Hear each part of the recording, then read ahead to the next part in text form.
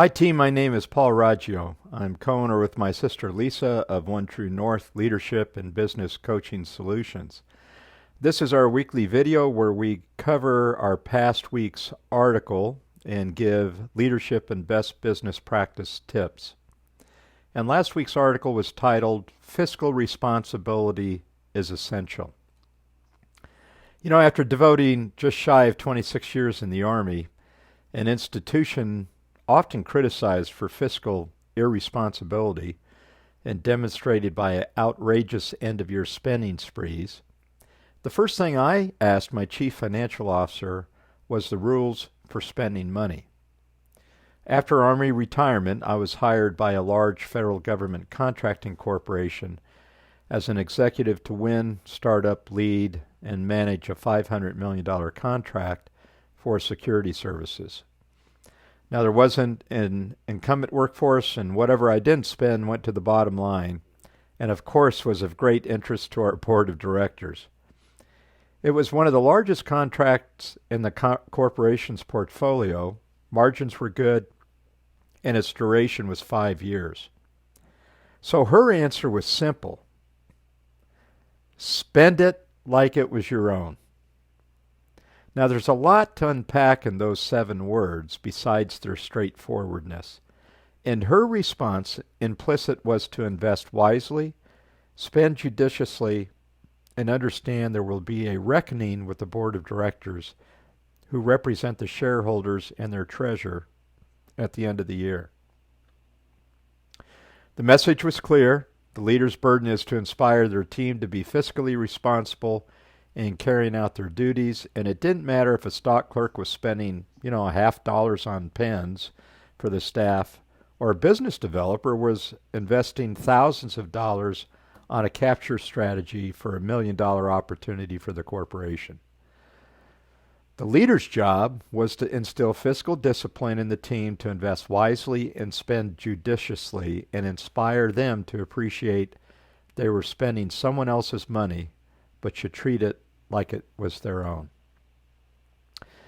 Well, in coaching small and mid-sized businesses, we always start with the financial assessment. We ask, do you have a budget? And do you routinely evaluate revenue and expense run rates? Do you review your profit and loss statement at least monthly and quarterly? Assess meeting your annual revenue and profit goals. Do you have a financial forecast that goes at least 2 years out? And is it tied to the annual business plan and the multi-year strategic plan? Are the impacts of achieving goals reflected in the budget revenue and cost accounts? Have you performance indicators been developed to measure productivity and goal achievement? And do you have controls in place and defined signature authorities for increasing levels of financial commitment? Now, answering these questions in the affirmative means you have a robust financial system.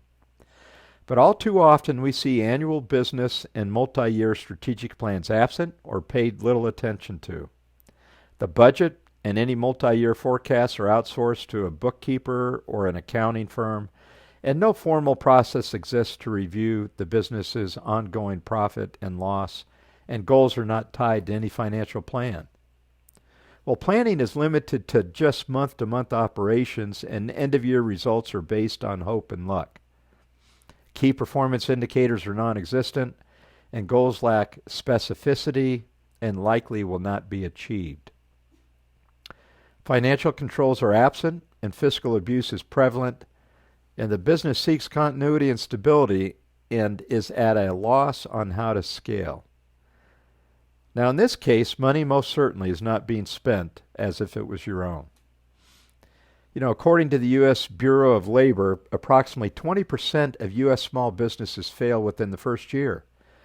By the end of their 5th year, roughly 50% have faltered. In 10 years, only around a third of the businesses have survived.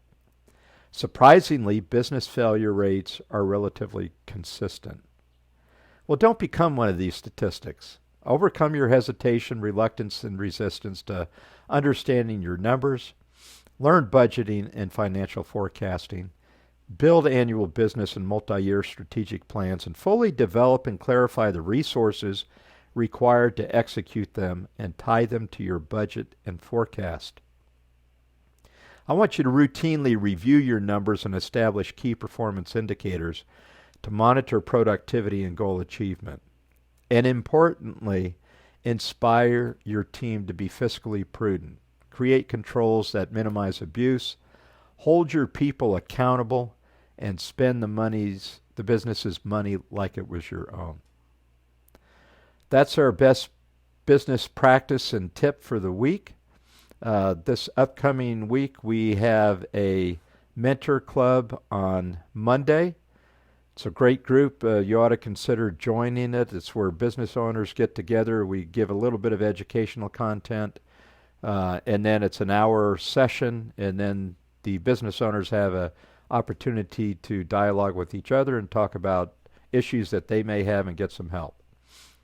And then on Tuesday, we have our virtual meetup, and the title of this one is 5 Ways to Increase Your Business Profits. That starts at 4 p.m., generally ends around 5:15. It's free.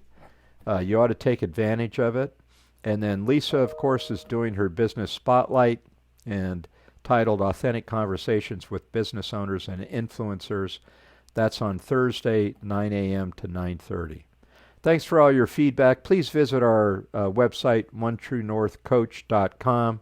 We have a lot of great information on there, as well as all our events are published, so you can have an opportunity to review those and sign up for them if you so choose. Have a great week, and we'll see you next time.